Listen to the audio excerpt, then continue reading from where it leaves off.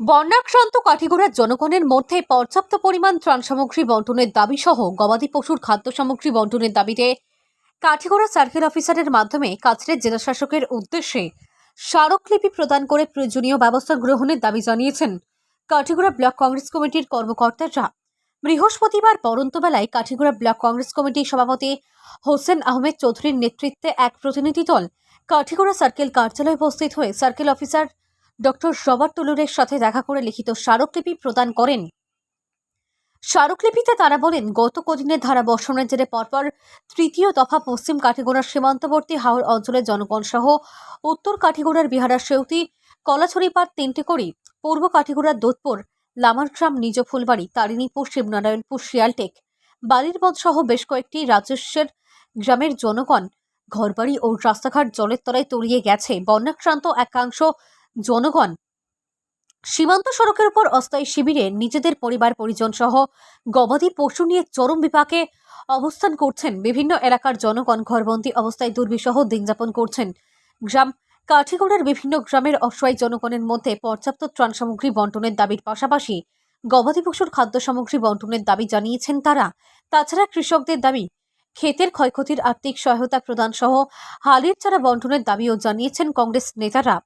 Hilal চৌধুরীর প্রতিবেদন, RTN Barak live, Kalain. Block কংগ্রেসের প্রতিনিধি দল আমরা আজকে কাছাড়ের জেলা শাসকের উদ্দেশ্যে সার্কেল অফিসারের মাধ্যমে আমরা একটা স্মারকপত্র দিয়েছি। আমরা স্মারকপত্রে উল্লেখ করেছি যে বিগত এক মাসের মধ্যে কাঠিগড়া 3 বার বন্যাক্রান্ত হয়েছে, ফলে মানুষ সাংঘাতিকভাবে ক্ষতিগ্রস্ত হচ্ছে। আমরা সার্কেল অফিসার মহাকে পর্যাপ্ত ত্রাণ সামগ্রী এবং গৃহখাদ্য এবং ওষুধপত্রাদির ব্যবস্থা করার লাগে আমরা সার্কেল অফিসারকে অনুরোধ করেছি এবং বিশুদ্ধ পানীয় জলের ব্যবস্থা। তৎসঙ্গে কৃষকরা বিগত এক মাস থেকে হালির চারা বিনষ্ট হয়ে যাচ্ছে, তাই হালির চারা আর হালির চারা তৈরি করার মতো আর সময় নেই। তাই সরকার পক্ষ থেকে প্রয়োজনীয় হালির চারা বা কৃষকদের যে ধরনের সাহায্য করার প্রয়োজন, কৃষি বিভাগ তরফ থেকে কৃষকদের যাতে সহায়তা করা যায় তার জন্য আমরা সার্কেল অফিসার মহাশয়কে অনুরোধ করেছি। এবং তৎসঙ্গে আমরা কিছুক্ষণ আগে দেখেছি আমাদের লক্ষ্মীপুরের বিধায়ক, আমাদের মাননীয় মুখ্যমন্ত্রী অতি ঘনিষ্ঠ কৌশিক রায় মহাশয় এখানে এসেছেন। আমি ওনাকে ধন্যবাদ জানাই যে উনি লক্ষ্মীপুর থেকে কাঠিগড়ায় এসে প্রশাসনিকভাবে ত্রাণের ব্যবস্থা করে গেছেন। আমরা রাজনীতি করতে চাই না, রাজনীতির ঊর্ধ্বে উঠে আমরা সাধুবাদ জানাই ওনাকে, যাতে উনি আমাদের কাঠিগড়ায় জনগণেরকে পর্যাপ্ত ত্রাণের ব্যবস্থা করে দেন। তৎসঙ্গে আমি ওনাকে আরও একটা অনুরোধ করব যে আমাদের কাঠিগড়ার মূল সমস্যা বন্যাক্রান্ত এলাকার কৃত্রিম পানের সমস্যা হলো আমাদের বর্ডার রোড এবং বর্ডার রোডের সুসগেট, ব্রহ্মপুত্র রোডের সুসগেটগুলা। আমি ওনাকে, যেহেতু উনি মুখ্যমন্ত্রী অতি ঘনিষ্ঠ, এবং কাঠিগড়ার জনগণের তরফ থেকে আমি ওনাকে অনুরোধ করব যাতে উনি একটা বলিষ্ঠ পদক্ষেপ নেন কাঠিগড়ার জনগণের স্বার্থে, যাতে একটা উন্নত পর্যায়ের টেকনিক্যাল টিম পাঠিয়ে একটা পরিকল্পনা গ্রহণ করে যাতে এই সুসগেটগুলোকে পুনর্নবীকরণ করে বন্যামুক্ত করা যায়, তার জন্য ওনাকে অনুরোধ রাখছি।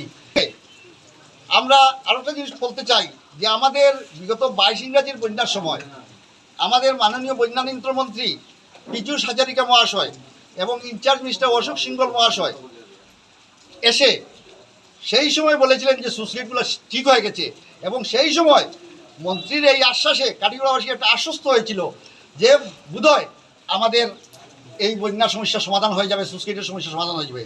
কিন্তু আজকে মন্ত্রী আসার পরে যা কিছু সংবাদ মাধ্যমে আমরা দেখেছিলাম তাই বাস্তব।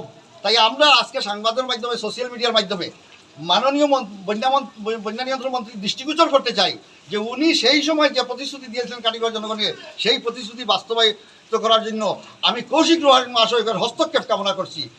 আমি এখানে কাঠিগড়ার জনগণের স্বার্থে ত্রাণ বন্যাক্রান্তের পাশে যেভাবে থাকা যায় আমরা কোনো ভেদাভেদ করছি না, সবাই মিলে এখানে ফ্লাডের সময় দুঃসময় আমরা রাজনীতি করতে চাই নাই।